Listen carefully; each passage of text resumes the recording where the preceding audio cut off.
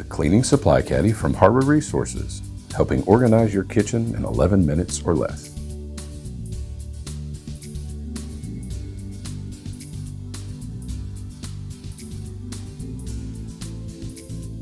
Tools required for installation: Phillips screwdriver or screw gun. You may desire to use a measuring tape to determine mounting location, though not necessary, and some sort of marking device. Determine the desired mounting position to get the correct orientation of the support bracket.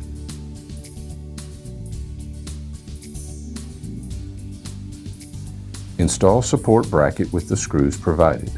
Note: these screws install best with a longer Phillips screwdriver. Place the cleaning caddy into the cabinet in the desired mounting position, making sure you have clearance to pull past the door and hinges. Firmly secure through the metal support rails with the 4 screws provided.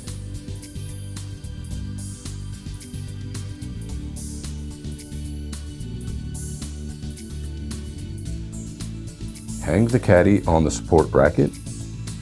The acrylic liner is removable and dishwasher safe.